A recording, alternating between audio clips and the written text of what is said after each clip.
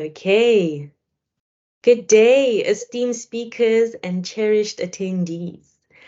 I'm extending a heartfelt welcome um, to all of you joining us today in our conversation in ode of Women's Month and Women's Day tomorrow, specifically in South Africa. Today, we're coming together under the theme of emerging from chrysalis.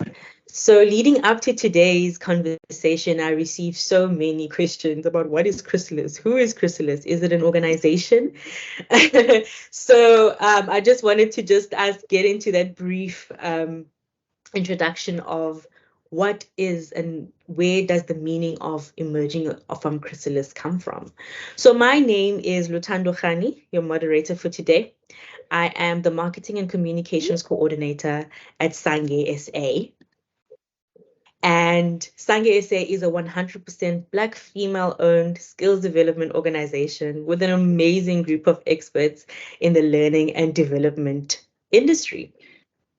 And so our philosophy at SANGE SA, and if you look at our logo as well, we have like a beautiful butterfly there at the top.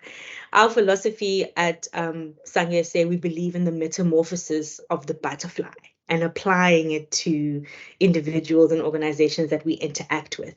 And then this metamorphosis of a butterfly represents just embracing the challenges and the changes that we go through as individuals.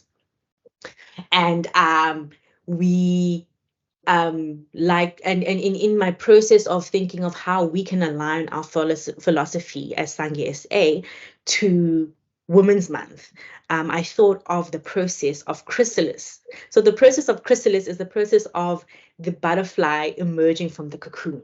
So you're coming from a confined, uncomfortable space and developing and having your wings come out and flourish. So as SANGE SA, applying the metamorphosis of a butterfly as a philosophy, we feel like it's important to embrace, well, we feel it takes grit to embrace challenges and changes in your life.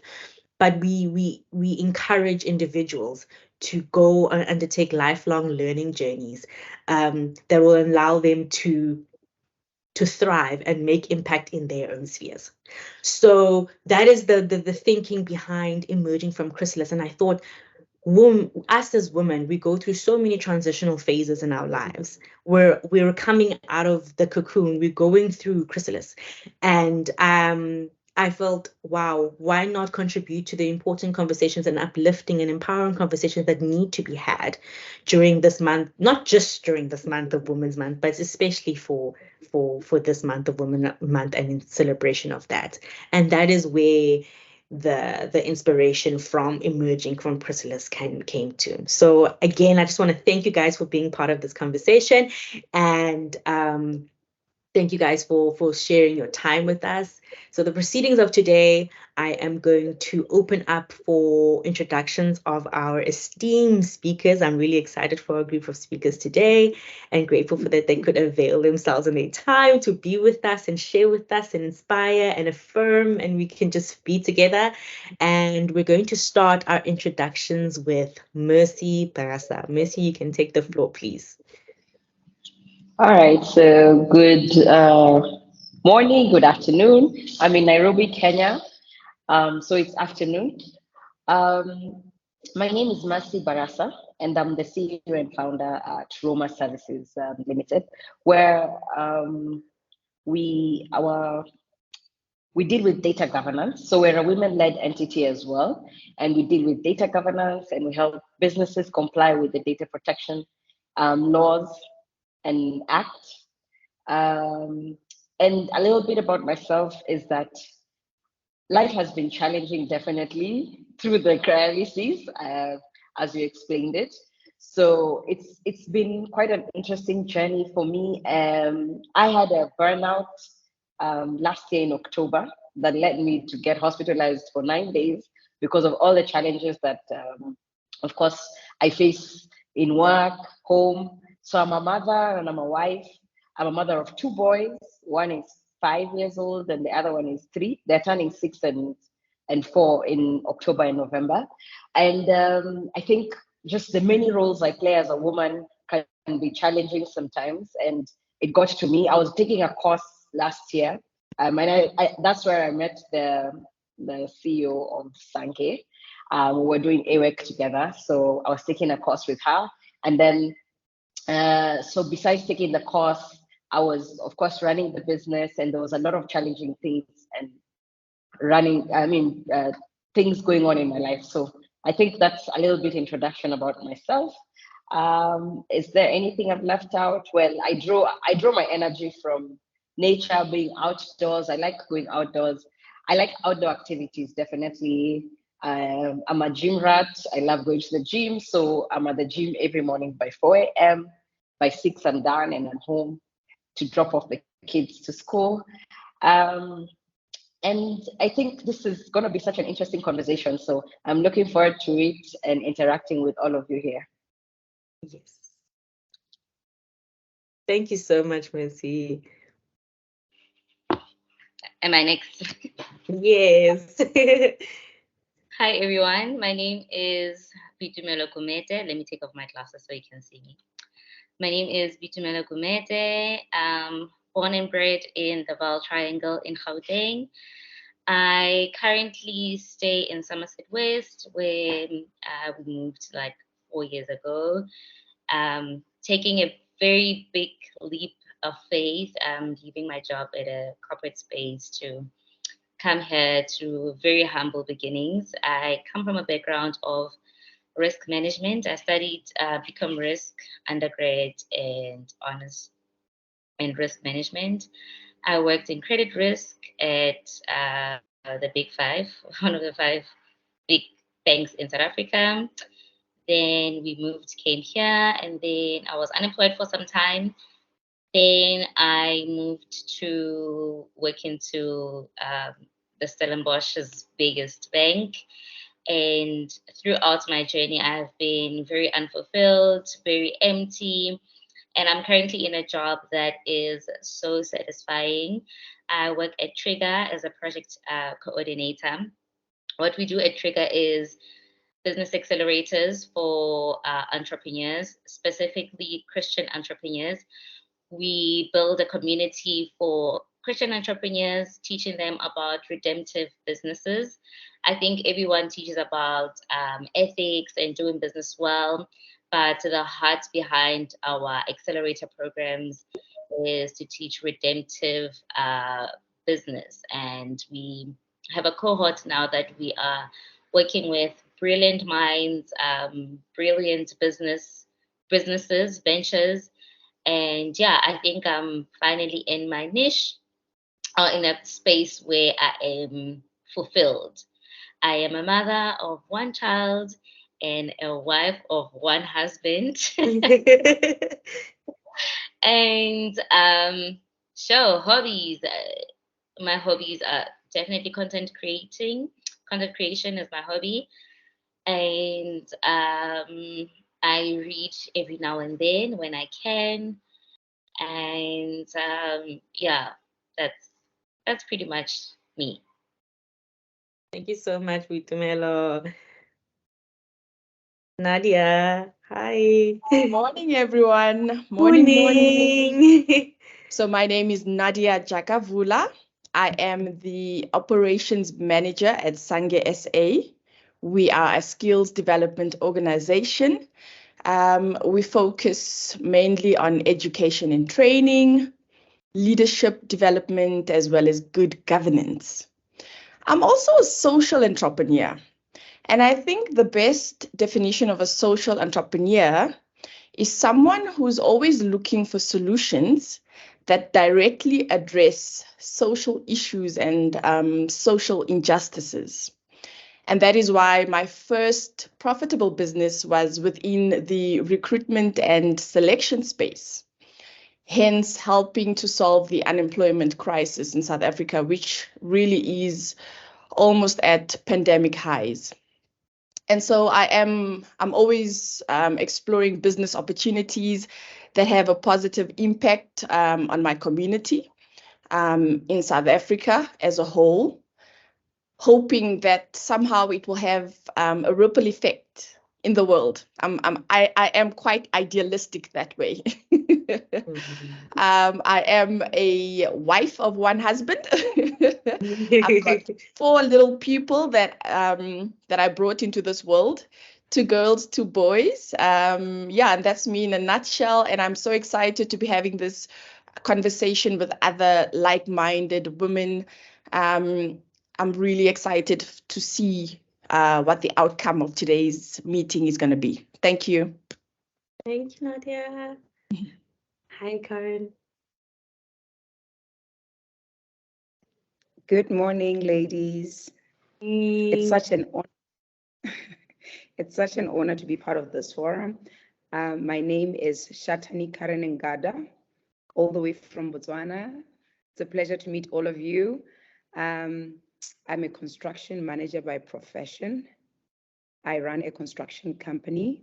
It's called Blue Tape. We also specialize in concrete waterproofing. I'm a mom to 1 son and a wife to no husband, so I'm single. I'm a single parent. I love my job, even though it's very challenging because it's male dominated. I like how people tend to overlook my skill and potential until I open my mouth with a solution. So I think throughout the industry, I've got 17 years experience now. I have sort of gone through different cocoons, different transformation from a jewelry business to a brickyard. So I've tried so many things. I've also been an employee. So I know how tough it is to adjust from employment to being a boss and being the employer. I'm looking forward to interacting with everyone. And once again, thank you for the opportunity. So hoping that we have a fruitful chat. Thank you so much, ladies. I think it's just amazing to be surrounded by such a different array of successful African women from different parts of Africa. We have Botswana, we have Kenya, Mozambique, South Africa. I'm excited and really honored to be able to listen in on you ladies' lived experience and whatever you have to say today.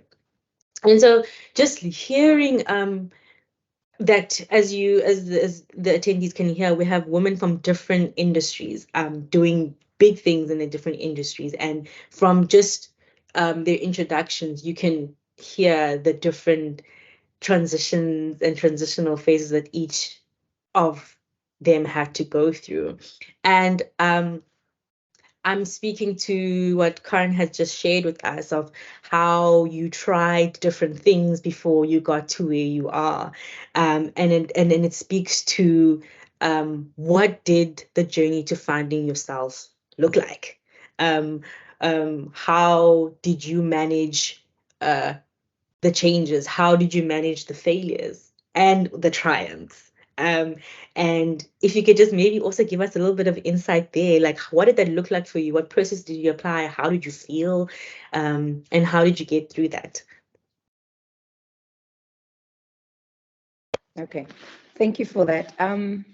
Well, my journey started when I enrolled in construction management in Nelson Mandela Metropolitan University, used to be called UPE in Port Elizabeth.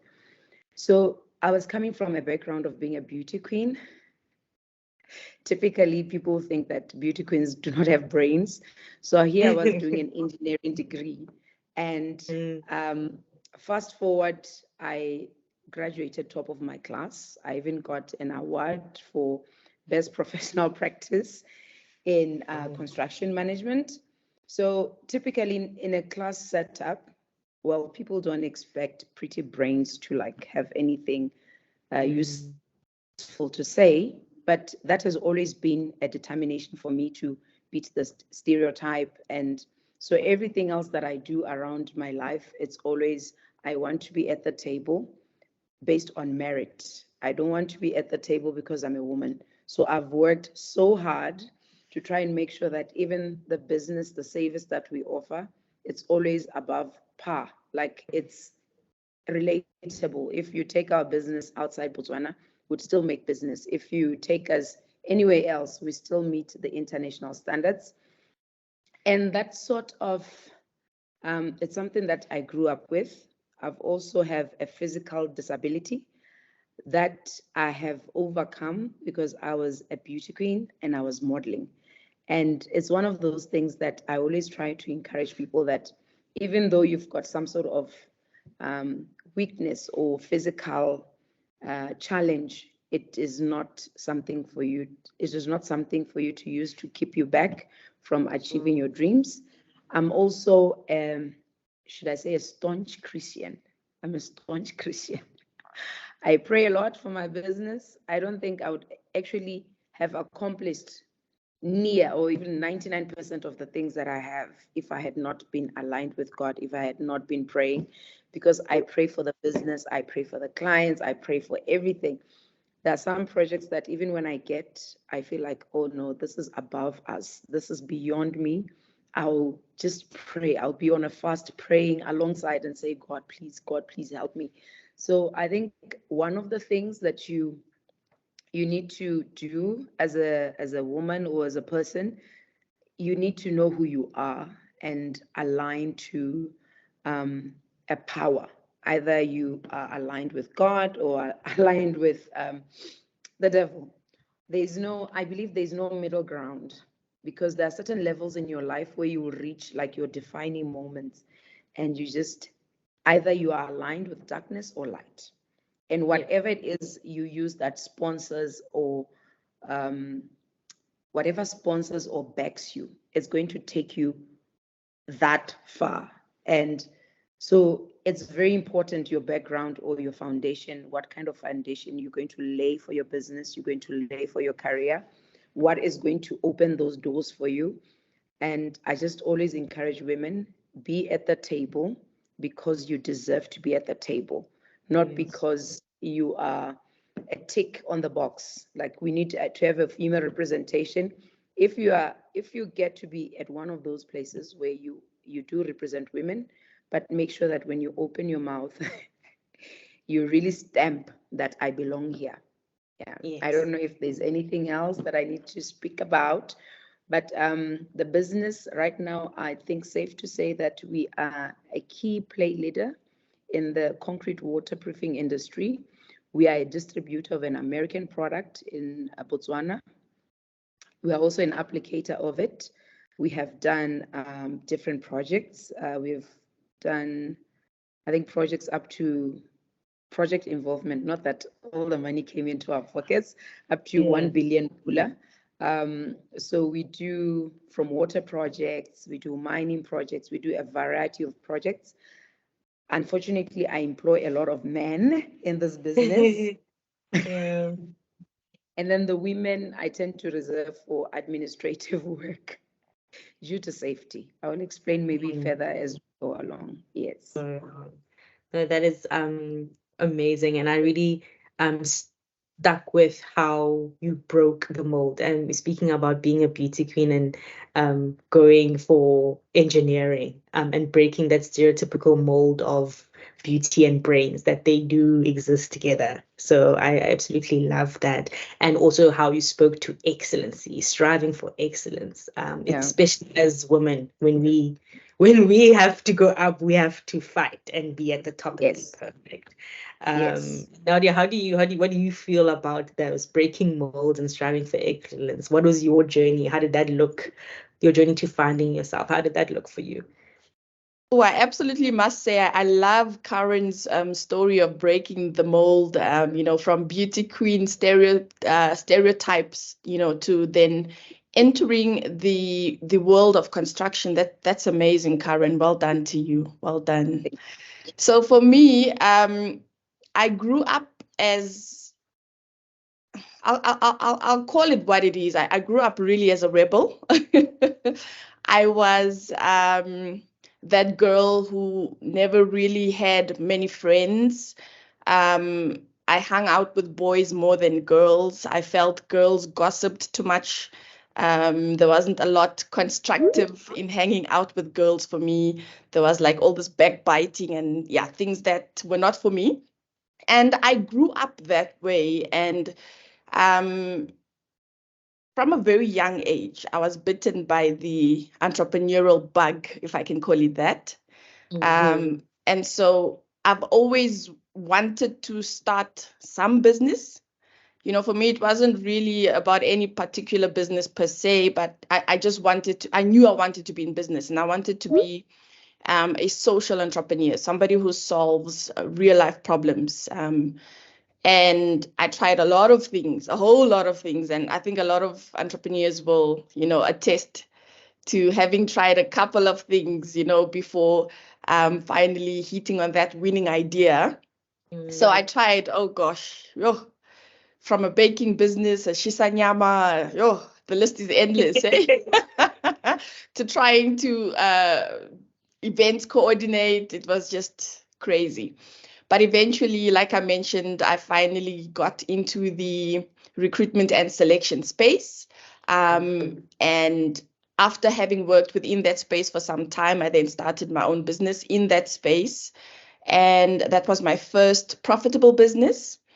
And then after a few years of being in that business, I decided I wanted to try something else. And this business was purely birthed from a place of my hair being so badly damaged. So I had really, really bad hair. And my two daughters as well, especially my eldest daughter, she had the most beautiful, massive afro. Her hair was massive, but she got teased at school.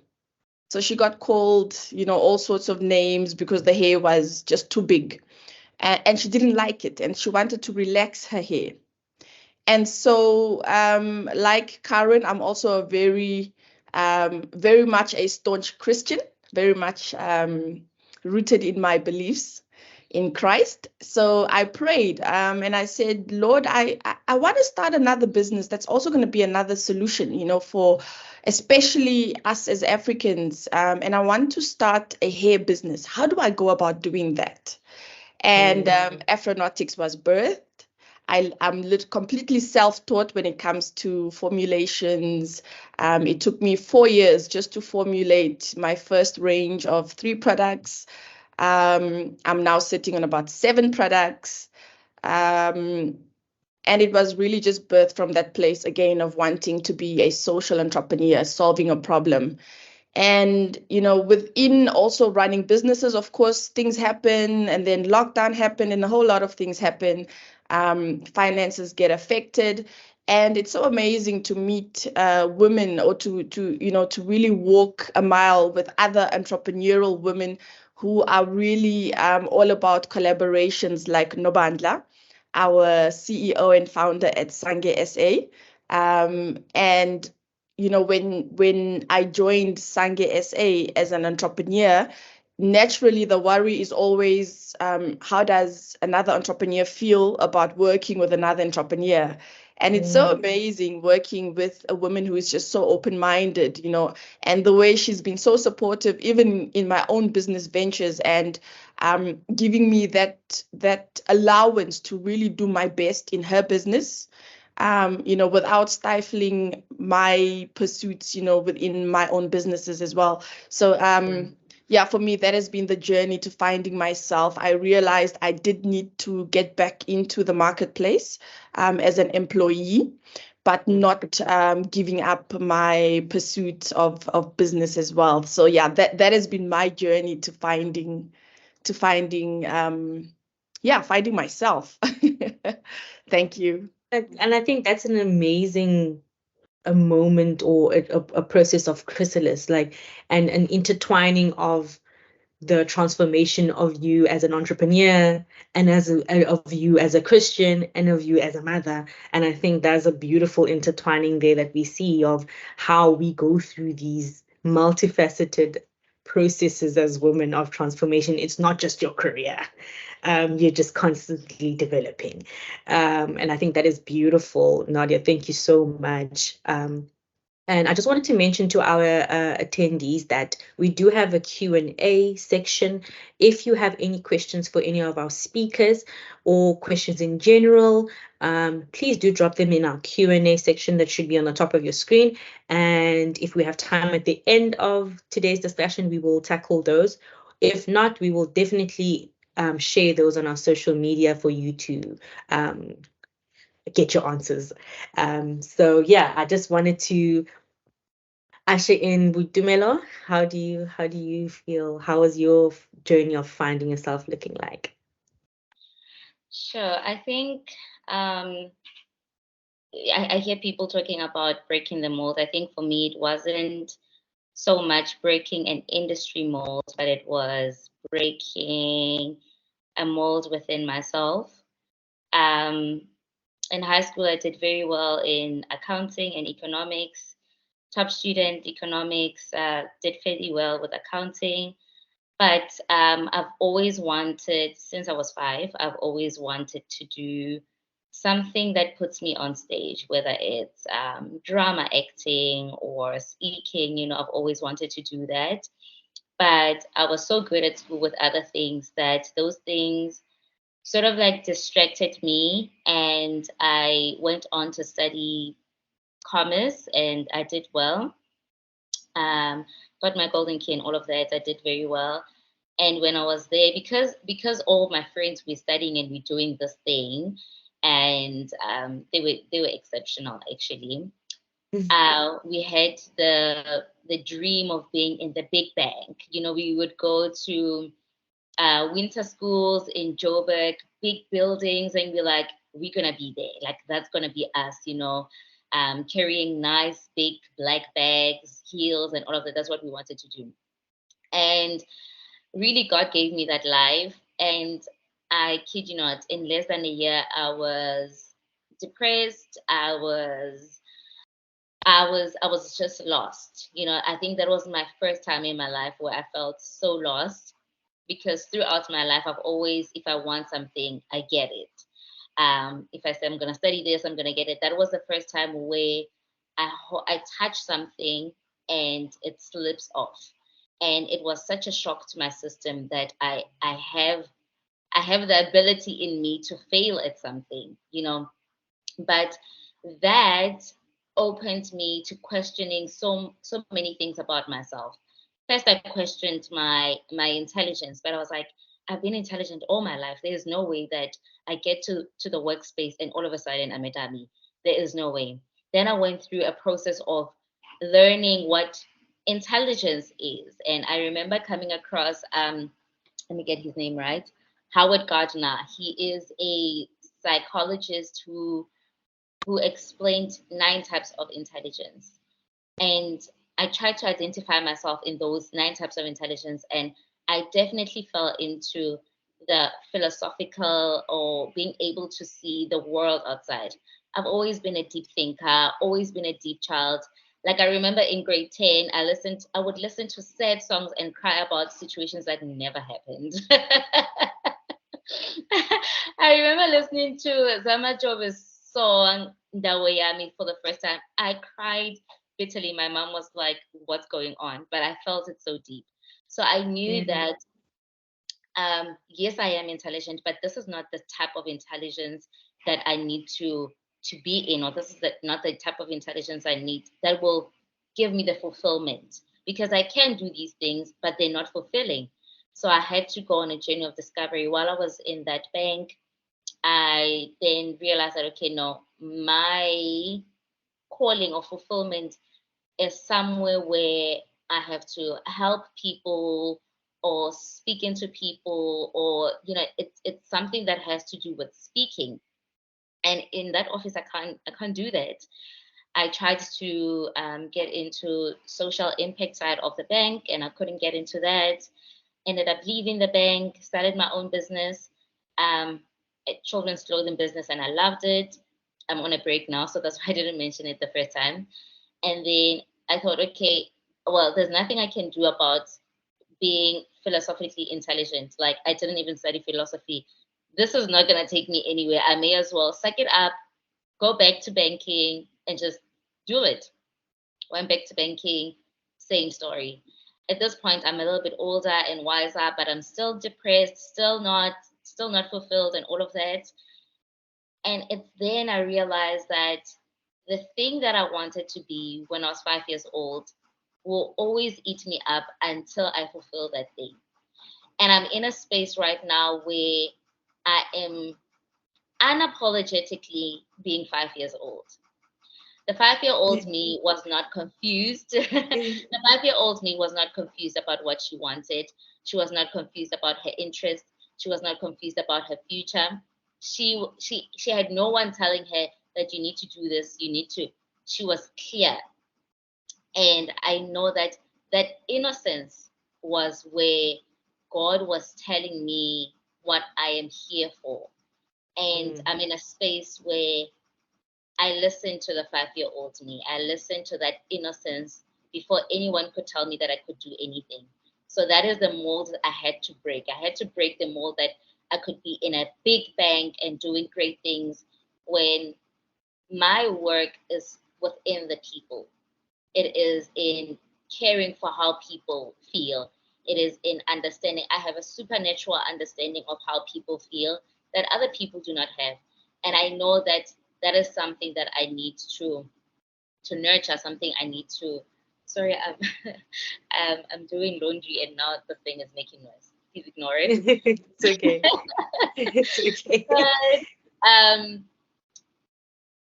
I think I found myself literally last year. I got to a space where I am comfortable being philosophical. I am comfortable being a helper of people. I did the redemptive gifts. I don't know if you guys know them, but when I did that, I realized that I have the gift of mercy, and I was like, that's what it is. I always called myself an empath and whatever, but the gift is the gift of mercy. I'm able to feel what other people feel. I'm able to meet them where they are. And that's what I've been following. And I am so fulfilled where I am right now. It's been a journey of denying myself what I believe I should be and digging into my authenticity and really chasing it. Thank you so much, Boitumelo. And I just want to say from a personal place that conversation, I think that's why these spaces are important, because sharing like that is so healing. To other women that are sitting here listening is so healing. And I think for me, Boitumelo, you are an impactful woman. And she mentioned digital creating as a hobby, but you don't realize how much your hobby of sharing your thoughts and your inspirations and your triumphs heals people. And I am like a testament of having interacted with you online and felt like, okay. And I think with just you sharing what you shared, that is the intention that we want with this conversation, to feel like, okay, and I just wanted to thank you again for sharing now and in your personal time. Please continue doing so, because we need those kind of conversations. And I just wanted to usher in Mercy about how, with everything that we've been sharing and finding yourself in your processes, how has it been for you? How have you been impacted? How did you find your steps? We'd love to hear from you. You're still muted. Sorry about that. So your stories are also great. Thanks all for sharing. And as you all spoke, so many stories came to my head, and I'm just confused. I'm like, what can I share about my journey? It's been a long, long journey and crazy one. I come from a family where we're 8 siblings, so I have 7 siblings. I'm the eighth born of all of them. So it's a big family, and we have mental health illness. So I think my mom was diagnosed with depression back in the 90s, and my brother also had some diagnosis. Although the diagnosis kept on changing, But the reason I'm telling you this is, of course, because I say I had a burnout, I was hospitalized, and this is when I'm not shy about my age. I'm 37 now, so when I was 36 years old, and for me, it didn't make sense to me because diagnosis of mental health illness comes around your teenage years. So I've been on a journey on trying to find out, well, is this something that I'm actually diagnosed and I have to be on medication for, like my mom and my brother, or what is this all about? So my journey actually started when I was around 30 years old. I felt like I was working in an organization. My second place to work, okay. I started working when I was 17. So I've been working for a very long time. Immediately I finished my high school, I think I went and did an odd job. And from there, I've been working all along. And I've always had like valued work. I've always known that I have to work for the money I get. Like money doesn't come easy. You have to work and, make sure that you make your money from, of course, the right ways. So when I was 30, I just felt empty in the rat race. I was working for a distribution company in the IT sector, and it was just not fulfilling at all. I didn't feel like I was putting in any effort. It was just like a day in, day out job where I never had to use so much energy. And I wasn't even meeting the targets because the business was not supporting what I was doing, what I was selling. I was selling analytics software, which has been a passion of mine. I've been passionate about data and making decisions based on data all along. So I got out and actually I was fired because the product I was dealing with was dropped from the business. So I was fired, and I was stuck because this was just the moment I was getting into. I had gotten engaged and I was getting married. So it was a lot of transitions in my life. So for me, the journey around that time, I got in touch with a program called Alabastron, which is about renewing self, just getting back in touch with who you are. And it's based on the Bible. And like the rest of you ladies, I also am a strong believer of God. And God really, I've had my moments where I doubted God a lot in my journey, but I still end up finding that I find peace when I'm speaking to God, when I go for mass. I'm a Catholic, so when I go for mass and I participate, I find a lot of peace in that. So, anyways, the program really got me to thinking and understanding a lot about who I am, just appreciating what I can do, and reminding myself again about the 5-year-old. I like your story, Tumelo, because it reminded me of who I was when I was a child, what beliefs and value systems I had, and what formed who I am as a person, and whether I want to carry them forward or drop some of them so that I can be an effective human being. So it was a great journey, and I started my business maybe around the same time. So I'm just newly married, started my business, got pregnant on the honeymoon, getting a baby. There was a lot going on in my life. Anyway, I'll fast forward to I started my business to be a tenderpreneur. I don't know if you guys know about this term, tenderpreneur, meaning that I'm selling anything and everything. I wasn't about solution. I was just about, I need to get a business going so that I can pay bills. So I did that, and it wasn't fulfilling. So when COVID hit, I had just had my second born in 2019 November, and I suffered postpartum depression, which I didn't know I was having. My mom got into a crisis. She got ill. I was taking care of her, so I actually burnt out for the very first time that time. Maybe my child was about 8 months old. That was September of 2020, and the child wasn't sleeping. I wasn't sleeping. So once you don't sleep, it's a problem. So there are things that as a human being you have to, as a woman, you have to watch out for. You have to make sure that you're eating right, nutrition, and you're having proper bowel movements, and you're, sleeping, yeah, and you're checking your mental self. So it's not easy for anybody to just be saying, I'm going to check how I am. Am I angry? Am I stressed? But I've learned to to deal with that through therapy, because it's important to understand your feeling, how you are.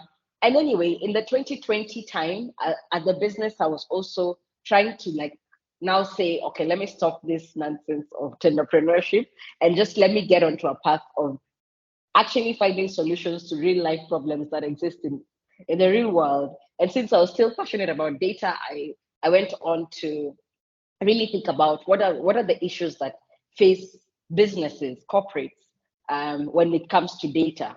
Do they know how to make decisions that are data driven, or are they always intuition or politically driven and all that? And that just got me to saying, okay, you know what?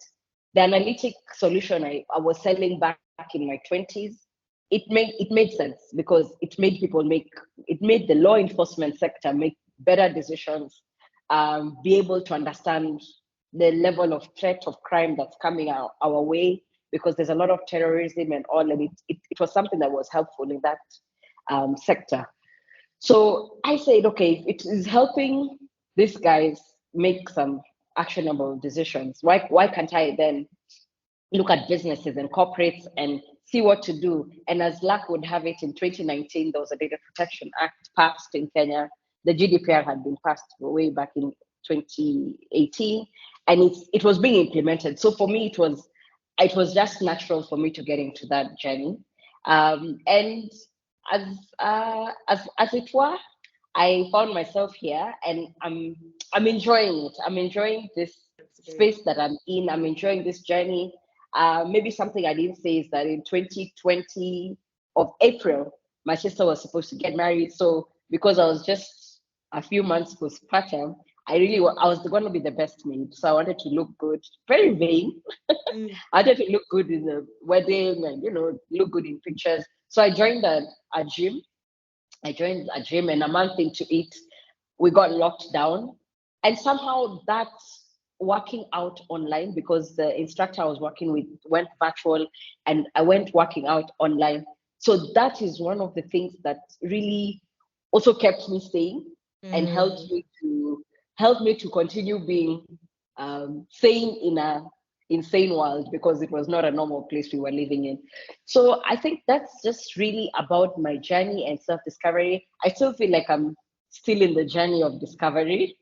I'm still in the journey of finding myself, but so far what I've found and what I'm doing, I'm fulfilled by it. And I think that's as much as I can share about my journey and finding myself.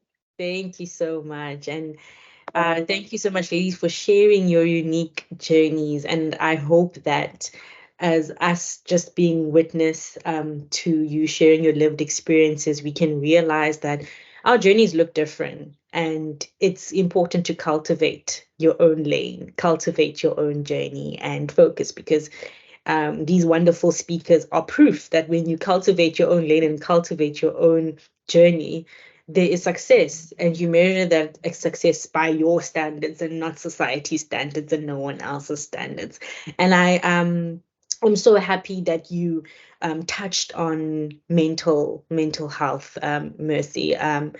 It's said that people need to start getting more comfortable talking about mental health issues without all the stigma around it in society, in your workplace, in your entrepreneurial ventures. And I just love that how that flowed into the conversation so naturally, how we are becoming less and less shameful or embarrassed about talking about our mental health journeys. From a personal place, I have also been through my fair share of mental health journeys that led to my 3-year degree becoming a 5-year degree, led to me also being admitted in 2019, and just going out of a place of like, I don't know what is happening, and my peers are graduating, getting cars, getting internships, getting, all of those things. And I think it in that space that I was in, I needed spaces like this to speak to women who have gone through transitional phases, who can share their experiences, not to compare, but as like a big hug to be like, you're getting there. It will be okay. You will prevail. You will overcome.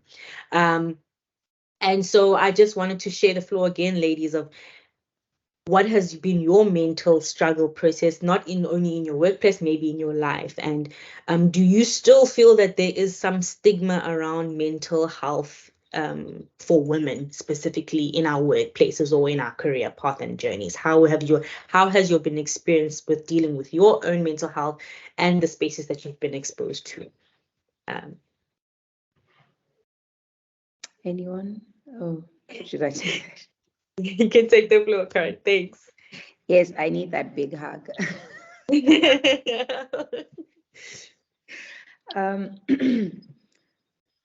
You ladies are amazing. What you've been through, it's just, yeah, it's amazing that you're here and encouraging other people to fight against depression. I think generally as women, there's a lot of pressure.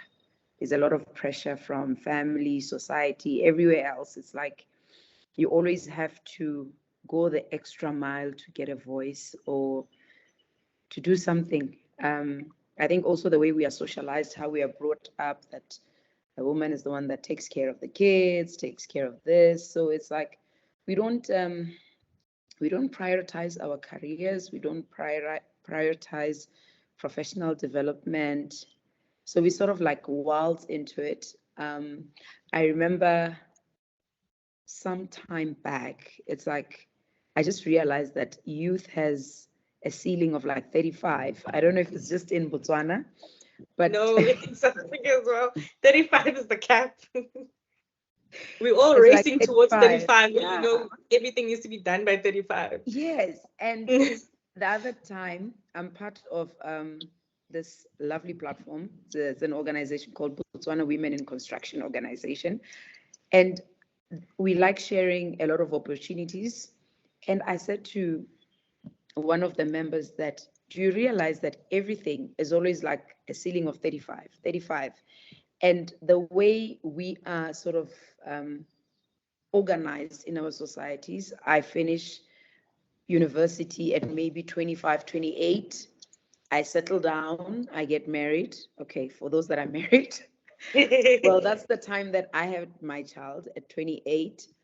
And then thereafter, you're thinking marriage, and you get married, you have children like 3, 4, whatever. And at that time, you sort of like raise your children up.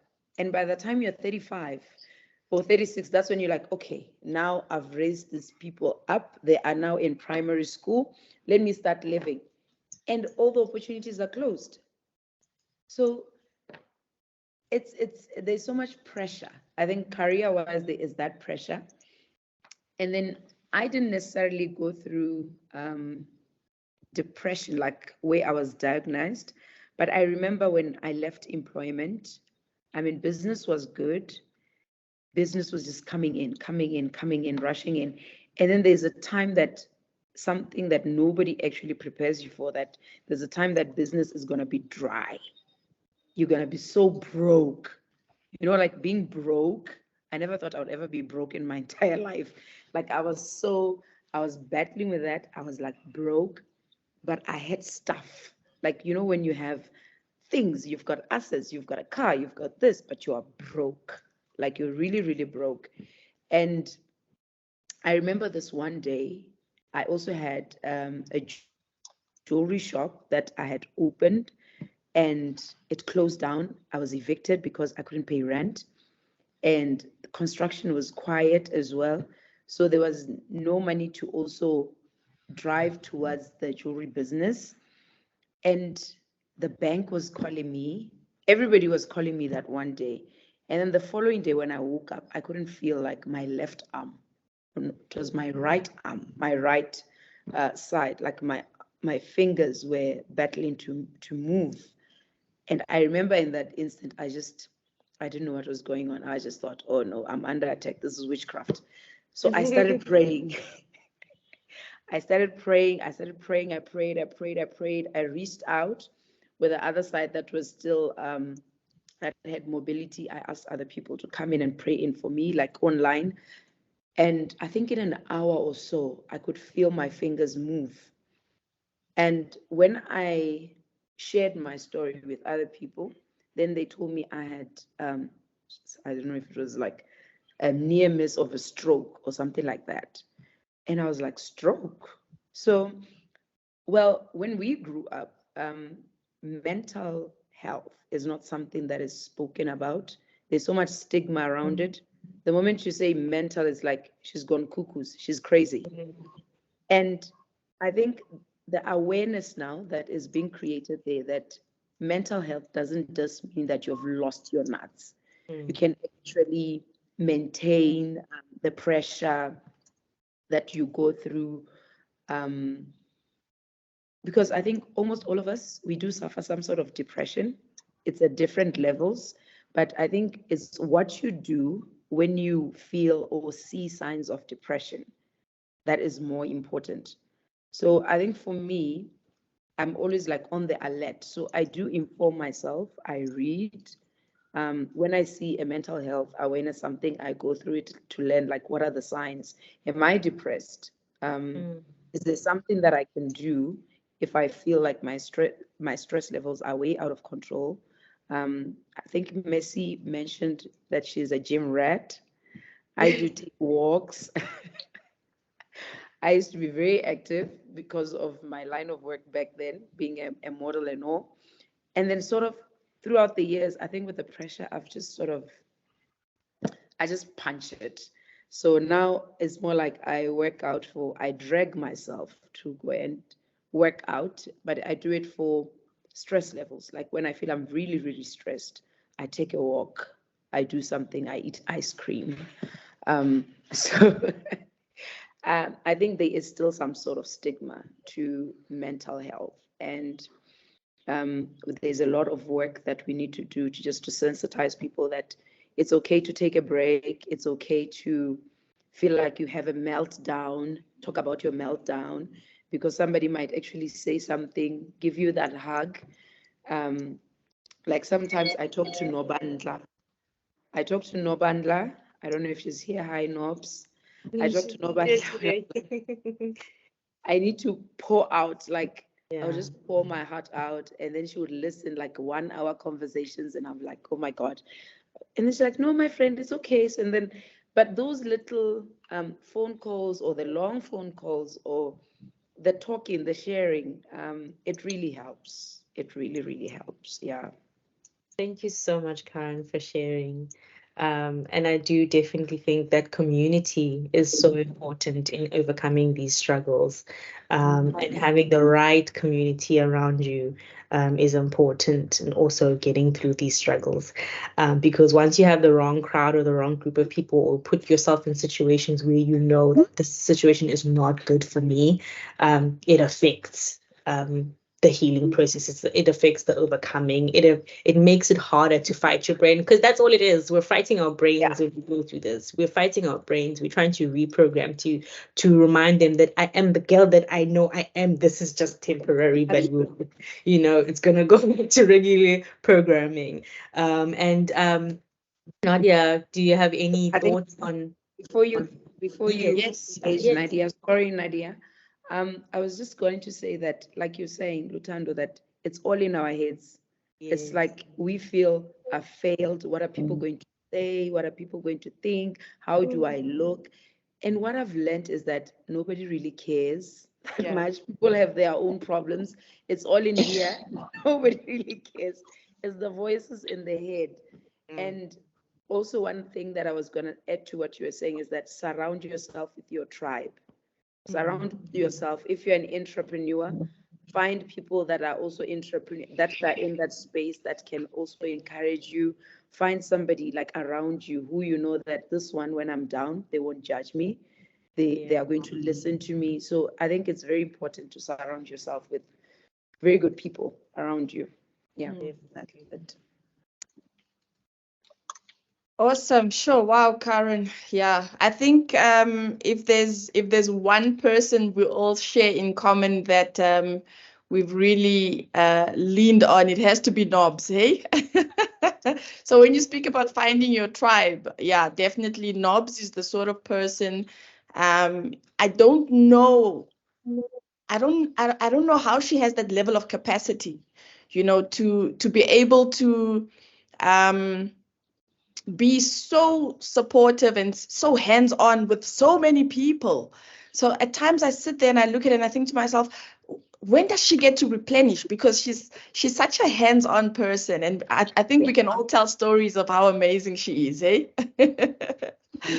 Yeah, no, for me, I definitely have, I would call it a testimony, if I can call it that, you know, when it comes to mental health. Again, really, it's such a taboo topic, I think, especially for us as Africans. You know, you hear white people speaking about, I'm going to my therapist, and it's so normal. But for us as Africans, it's like, what? Where are you going? For what? Why? Yeah, why? You know, so it's still such a taboo topic, you know, amongst us as Africans. And I remember when we started the recruitment business with my husband in 2015, again, like Karen, you know, things just took off. It was amazing. The first 3-4 years was just so amazing. I mistakenly assumed that running a business was easy, you know, because it was just flowing. And then 2019, 2020 happened.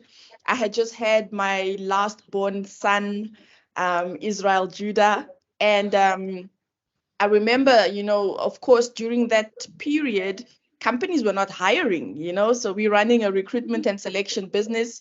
Companies are actually contacting us to ask us to help them to retrench. So people are not hiring at this point, you know.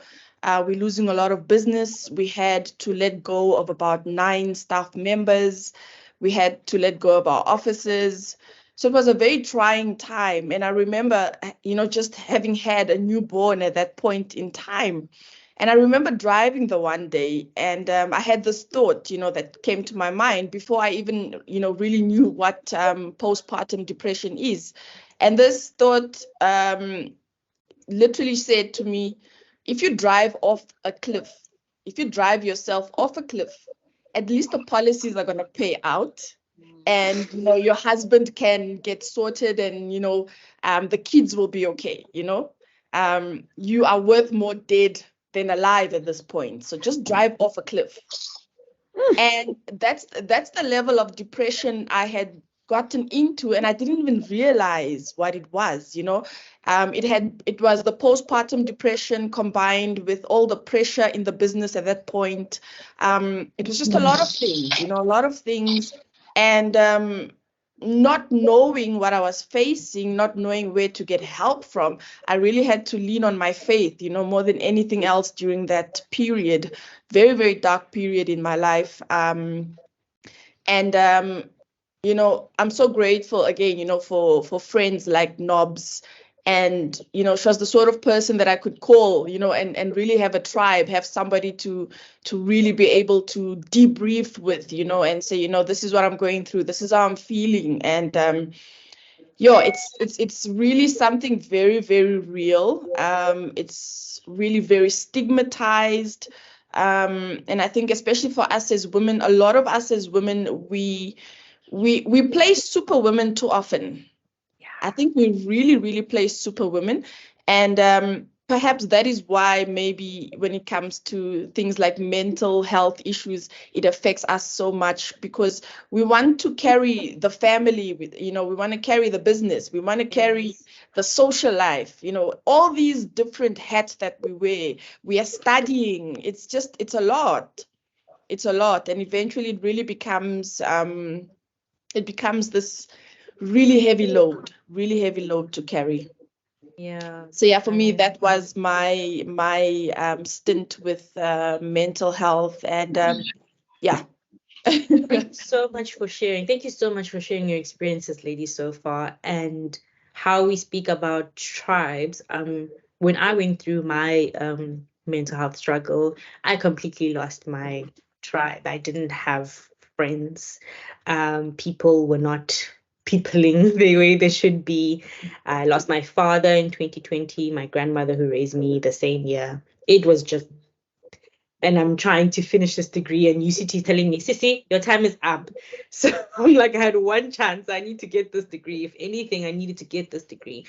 And funny enough, social media has been a devil and a really solace in my life. And I'm so sorry for putting you on the spot, Buitumelo, but you'll understand that on social media, I learned to curate my space. It's important to curate your space physically, but also on social media. I learned because I'm like, I didn't have a tribe of friends. I need to create the spaces that I interact with. I can't just be interacting with things that are going to make me feel bad about myself. So I started following people that when I took in their content, whether it was random or intentional, it healed me. It did something. I learned something. And I think ushering in with Dumela to say that she's part of my online tribe, that when I open my phone and I see her, and because I interact with her so much, she's always the first to pop up when I see things. It's been so healing, and her sharing her journey with the public. I mean, it's not an easy thing to do, but she does it so gracefully, and also sharing her spiritual journey with with us has been so healing. And I think as I ushering in Dumela, I think it's important not only to have your tribe, but curate the spaces that you're in, the spaces that you interact with. That is in your control. That doesn't just happen to you. You have power. Take in things that uplift you, you know. So Dumela, I just want to know what your few thoughts on that are. So, Tando, like that is literally what I believe in. I believe, obviously, when I was faced with depression for the first time, I obviously didn't know how to handle it, and I didn't even know that I was depressed for a very long time. I think I was depressed for more than 3 years, and after 3 years, only then I realized that no, man, I think I could be depressed. You know, my depression obviously is not obviously, but it stemmed from being in a job that was not fulfilling for me, and I was obviously taking it very personal because, as I said, not used to failure, and like it that like you know it came with a lot of questioning my identity. And the biggest one, which was my biggest trauma, was what I faced in the church. My husband and I were youth pastors. My husband is actually a full-time pastor. And we were youth pastors at the church, and we experienced such a big trauma in that, and totally lost my devotion with God, and even my centeredness with myself. It is within that space where I learned that, okay, I'm probably depressed. And then I went on to take medication because as I was trying to heal from that, I fell pregnant. So that was the worst time for me to fall pregnant, because I'm trying to heal from this thing. And then I fell pregnant. Now I'm depressed about being pregnant. You know, it was just like depression on top of depression on top of. So it was just one big mess. And within that space, I realized that it is so important to be true to yourself about where you are. And I think a lot of Black people are not able to do that because we live outside of our inner man. We live like so on the outside, which is understandable because we had to be on survival mode for such a long time. When you look at Maslow's hierarchy of needs, Black people have been on the lowest part, where you need food, you need shelter, you need security. Though that, like, we were there for a very long time. And the reason why white people are so aware of them being depressed and all that, it's because they are way up the pyramid and we are still low. So I actually have grace for people who do not know that they're depressed or refuse to accept or do not understand it. It's because as Black people, we were at that low point of the pyramid for so long that we live externally. You're worried about what you're going to eat. You're worried where you're going to sleep. You're worried about whether you are safe or not, particularly people who lived in apartheid, our parents and all of that. What is happening outside was much more consuming their minds than what was happening inside. Now in new democracy, and we're trying to build the economy. Now we are Black empowered, women empowered, and all of that. We have now an opportunity to look within. And a lot of people don't even know how to do that. A lot of people don't even know how to look within. That is why people struggle with alcoholism, with overindulgence of sexual activities and all of that. It's because now you have an opportunity to look within and you do not know how to do that. I create content from that place. I understand that as Black people, we genuinely, not because we're ignorant, not because we don't want to, we really don't know how to look from within. We don't know, we don't have the tools to do that. And that is where my passion for creating content around mental illness and mental health comes from. That we have to learn to sit with the emotion. Black people don't know how to do that. You know, we pray things away, we drink them away, we party them away. We just don't know. It's not that we don't want to, we just don't know how to do it. And we are a generation that is going to redefine that. We are learning to be more comfortable with discomfort. We're learning to be more comfortable with being wrong, being not knowing, being a failure, whereas previously you're just not allowed to be able to look within and, have the honesty to say, this is what is happening inside of me. So I think my journey has been one where I had to be honest. I just had to be honest, and it took me years to be honest. I could see, but I was not well equipped to dig within enough for me to be like, you're not fine. Yeah. I tried many things. I tried hyper spirituality, tried. That was my first introduction to alcohol, like drinking wine and all of that, because I could tell there's something eating me inside, but I just didn't know how to face it, or I just didn't have the tools for it. It was until I decided that I'm going to sit with this thing.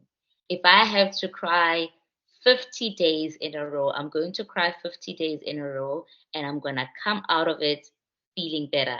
I'm going to come back as a conqueror and all of that. And it's a journey, right? You don't cry today and you better tomorrow. Not every day is the same. Today you're feeling good and you're like, no, I'm not depressed. And then tomorrow you feel like you are hit by a ton of bricks. So I think that the main thing when we discuss or when we talk about mental health and mental illness is to equip Black people to sit with it. That is the biggest thing. Black people need to sit with it.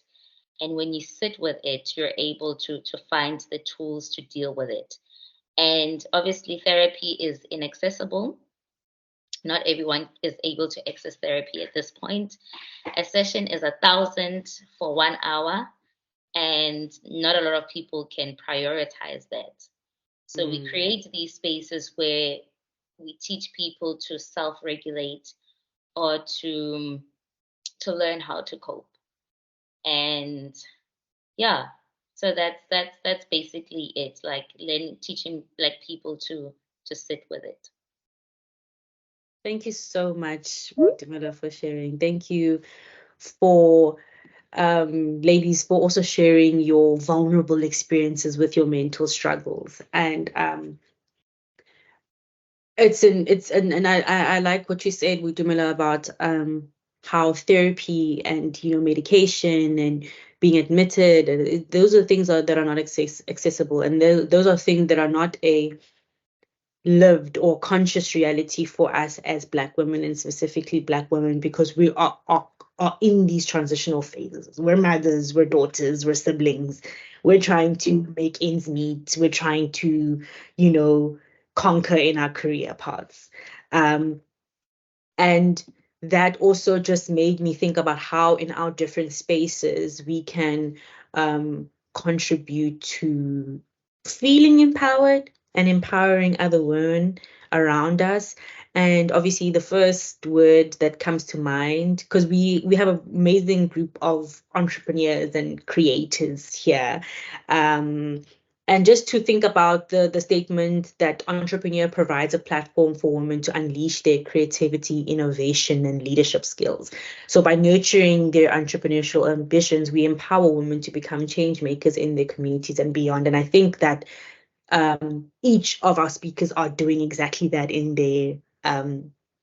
their respective industries. And I just wanted to us to kind of talk about in our own experience. Do we feel that entrepreneurship is a catalyst to women empowerment? Is it the thing that can maybe catapult women being empowered, living an empowered experience in society and in our workplaces? And how can we assist each other as women on our entrepreneurship journey? Then, Mercy, I just wanted to get you usher in on your thoughts about that entrepreneurship and women empowerment. Is there a connection there for you, and what is your experience?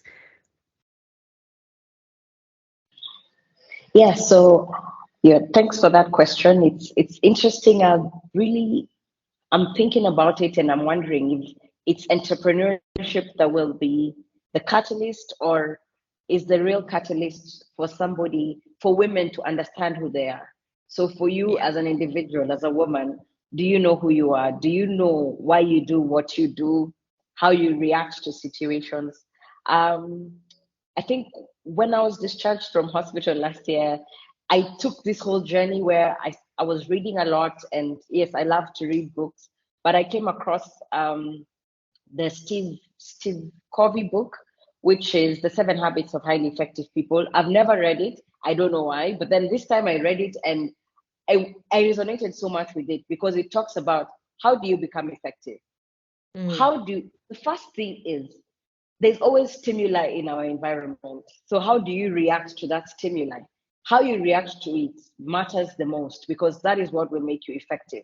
So if you're self-aware, if you understand how you react to situations, because working and doing all these things, we're sustaining ourselves, we're eating, we're doing what we need to do. But the reality is emotionally and mentally, how do we feel?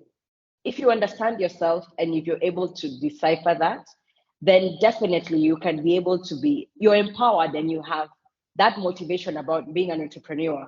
That's when you can actually identify, oh, there's this problem, there's this, I like what Nadia says, is that she's a solution provider. So you can be able to identify the problem that's there in society or something that you're having a difficulty in doing. And then that way you can now start on and embark on a entrepreneurship journey. So that's really great. And I want to commend Nadia and Nobangla for working together. I think it's really great. So how can we help each other as women? Then we can also help each other by saying, when you're an entrepreneur, you don't have to start a business from scratch. You can actually be an entrepreneur inside another business. So if you're working in a bank, how can you use your thought process? How can you use your innovation to catapult that bank that you're working in to the next level? How do you grow that business? So that way you're an entrepreneur. You don't have to start it from scratch. So those are some of the ways we can support each other as women by allowing other women to entrepreneurship journey inside our businesses. Yeah. So I think that's one great thing. And then I think basically that's it. And I think I've given my thought process on that. Yes, thank you. And I think what I'm getting is just you don't have to be an entrepreneur, but you can have. It's important to instill in women that entrepreneurial mindset.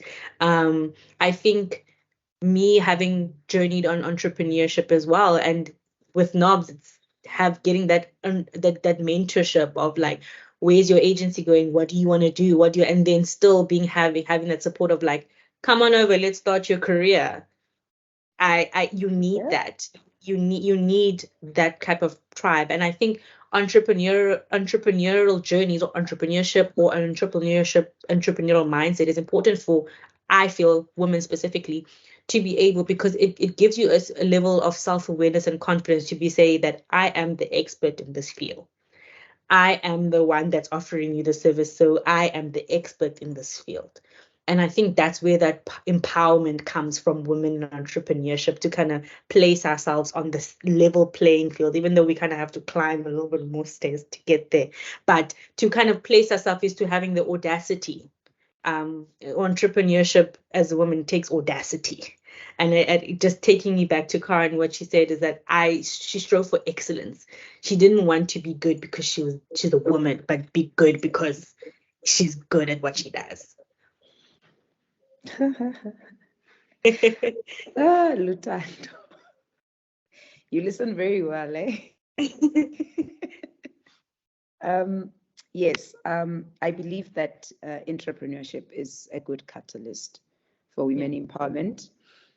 I think essentially other women are able to identify with you and say, if she can do it, then I believe I can too. And Bitumelo spoke about the 5-year-old dream.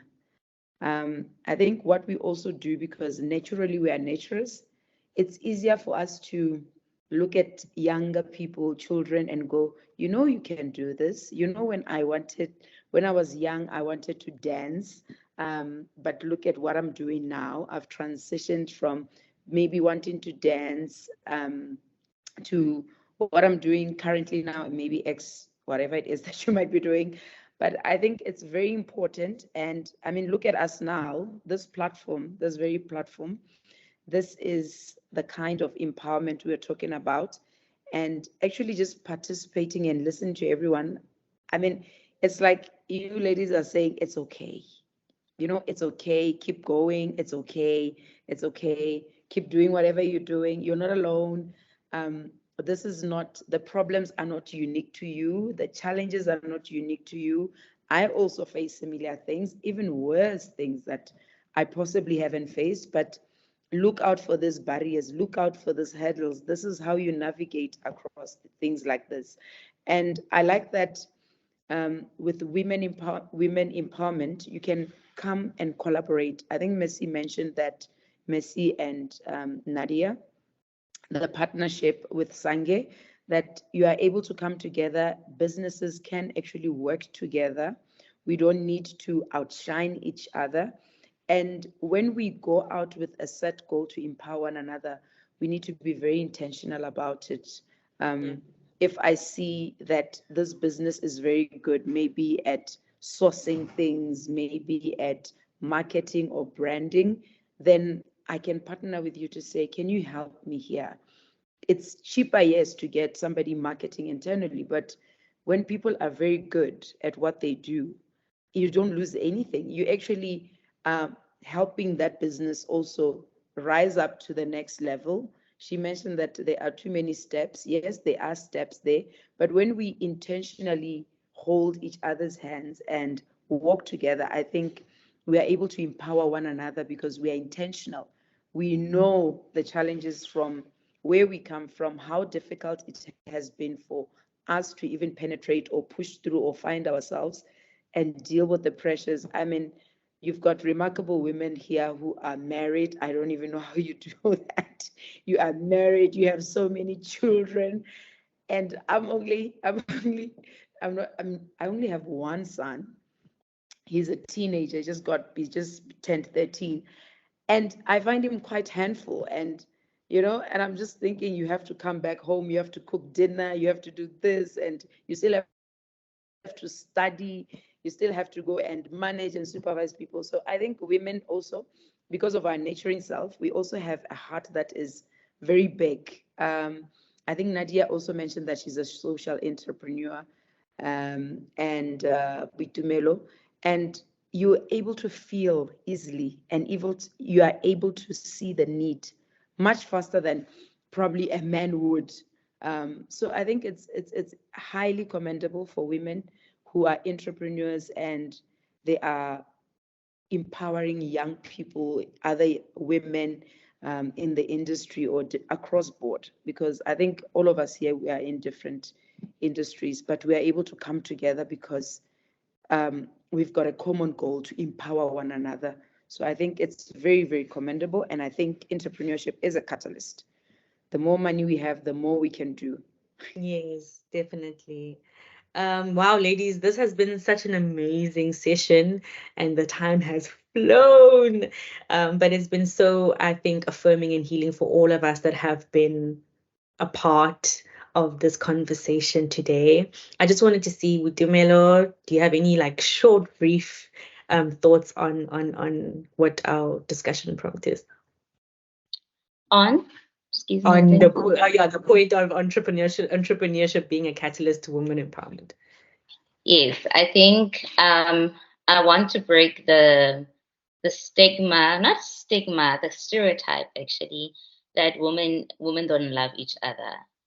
In my personal life, that hasn't been true. And I wouldn't take that experience from somebody else. But I think in general, we cannot say that. Like you walk at a mall and you see a woman had stained herself because of her period. As a woman, you will not pass. If you do have something, you will give that to another woman. Say, hey, you've stained yourself, fix yourself in this way. So that in itself shows that we don't hate each other, you know. There've been environments created to bring hostility to women, but in general, we do not hate each other. When I started my business 2 years ago, it was purely women that made me successful. It's women that, from the seamstress to marketing to the lady who made my logo, it was women who supported me. So I think we need to stop saying that women hate each other. We need to say something different. We need to speak life into it, because here we are, we're loving each other, we're supporting each other, and it happens so often. Yeah. Yes. Thank you so much, Kutimela, for that point. That here we are, even though they might not be permanent tribes, or we don't know what might happen after this talk, there might be connections that are made, but these conversations, these tribes, these are the things that we want to put in place. These are the things we want to continue, not just throughout this Women Month, but just in general. We need these support systems. We need these places to come and say, as Karen was saying, it's okay. And I hope that that is what all our speakers are going to leave with today. Our speakers and our attendees are going to leave with today, because there's some affirmation, there's upliftment and inspiration that we have all received from just convening and congregating and having this conversation. I'd like to thank my beautiful, amazing speakers for giving us our time today and giving us their vulnerability and sharing us with their lived experience, and just demonstrating to us that we're just all going through transitional phases as women, and that looks different for all of us, but it is okay. And for us all sharing with each other virtual big hugs, and feeling like we have big sisters and little sisters and people to look up to. Thank you so much, speakers. And hopefully we can do this again very soon. And I just wanted to thank all our lovely attendees for giving us our time and just interacting with us. We see all the love in the chats and the comment section. Thank you so much. And we're so happy that this has affected you and impacted you in the way that we intended it to do so. I'd also like to thank our director, CEO, founder of SANGE SA, Nobandla Gobodo. We'd just like to shout out and say, you have impacted so many of us here, people in the chats and people and us as speakers. And we need more women in entrepreneurial positions that, as we said, we're holding each other's hand to get up the steps. So we just want to give a shout out to Unobandla. I think I saw her somewhere in the chat. She's here. I think she's joined us. Hi, Nobandla. We want to give a shout out to you, and continue doing what you're doing, Cece. It has impacted so many lives. And I'd just like to leave everybody with a quote from Dodinsky. It says, "The butterfly said to the sun, they can't stop talking to my transformation. I can only do it once in my lifetime. If only they knew they can do it at any time and in countless of ways." So with that, I say happy Women's Day tomorrow and happy Women's Month and continuous women empowerment. Let's hold each other's hands. Let's connect. I think we can find all of our speakers on LinkedIn with the names that you see on the screen. For SANGE SA, you can reach us on LinkedIn with SANGE SA, on Facebook with SANGE SA, and on Instagram at We Are SANGE SA. Thank you so much for joining us today. Thank you. Thank Happy you. Women's Day. Happy Women's Day. Bye. Bye. Thank you, ladies. Happy Women's Day. Bye. Thank you. Bye.